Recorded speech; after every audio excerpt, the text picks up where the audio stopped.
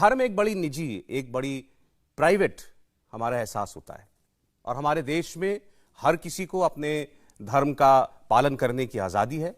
उसे इस बात की भी आज़ादी है कि वो कोई और धर्म इख्तियार कर ले अपना धर्म छोड़ करके, या उसे इस बात की भी आज़ादी है कि वो जिस धर्म में पैदा हुआ उसे त्याग दे और कोई धर्म ना अपनाए।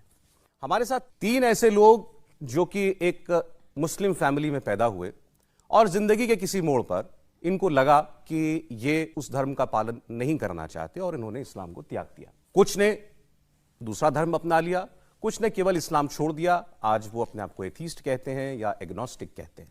तो मैं आपका परिचय करा रहा हूं। हमारे साथ निसार अहमद शेख हैं।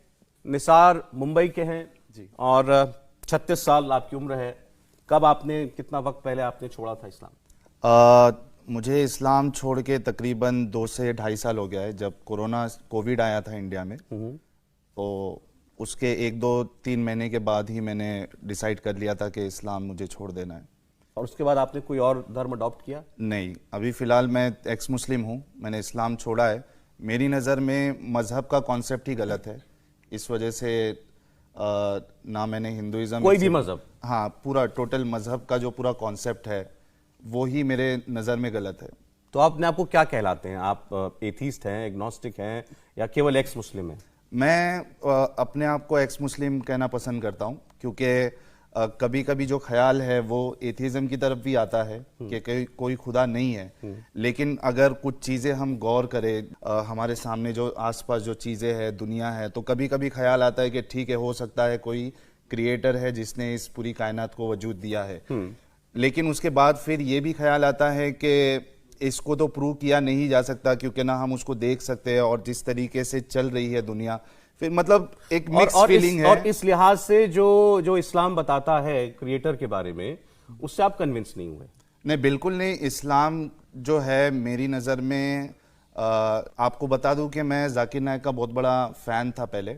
जाकिर नायक जो प्रीचर है? जी, अच्छा। जाकिर नायक MBBS, तो उनका मैं बहुत बड़ा फैन था और उनका स्टाइल बहुत पसंद था।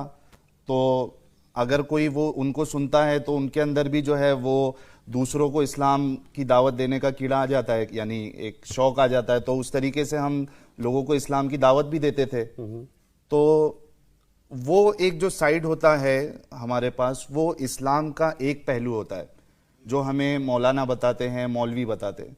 लेकिन जब आप स्पेशली आप जब किसी को दावत देते हो, यानी अगर आप एक हिंदू के पास जाते हो और उसको कहते हो कि इस्लाम सही है, तो होता यह है कि आपको इस्लाम को सही बताने के लिए आपको जो सामने वाला जो मजहब को फॉलो कर रहा है उसको कहीं ना कहीं आपको नीचा दिखाना पड़ेगा, ठीक है, वरना लोग इस्लाम क्यों कबूल करें।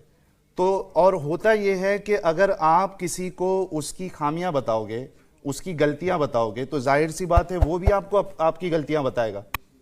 तो जब मेरा डिस्कशन होता था, डिबेट्स होती थी अलग अलग फोरम पे, अगर कंपनी में काम कर रहा हूं तो वहां कोई कलीग है उससे बात कर रहा हूं मैं, या फिर तभी याहू चैट वो सब चलता था, या फोरम होते थे, वहां मेरा डिस्कशन होता था। तो बहुत सारी चीजें जो है मेरे सामने आती थी जो इस्लाम पे सवाल उठाते थे। तो आपने इंट्रोस्पेक्ट किया उसके बाद? जी, चलिए वो डिटेल में उस पर मैं आगे जाऊंगा। तो बहरहाल आपकी वजह, आप एक वक्त में आप जाकिर नायक से इंस्पायर्ड थे, आप चाहते थे और कोशिश भी करते थे कि आप और लोगों को, पूरी दुनिया को इस्लाम कबूल करवाना था, क्योंकि आप उसमें बिलीव करते थे। हाँ, क्योंकि और वो मतलब ऐसी कोई उसमें नीयत गलत नहीं होती थी। नीयत ये होती थी कि भाई मेरा जो भाई है वो हमेशा हमेशा जहन्नम में जलेगा, जो जिसने इस्लाम कबूल नहीं किया है। तो मेरा फर्ज अब ये तो बड़ा ये बड़ी ड्रास्टिक आपकी जर्नी है जो बदल गई, 180 डिग्री टर्न जिसे कहते हैं जिंदगी का, वो आपकी लाइफ में आ गया।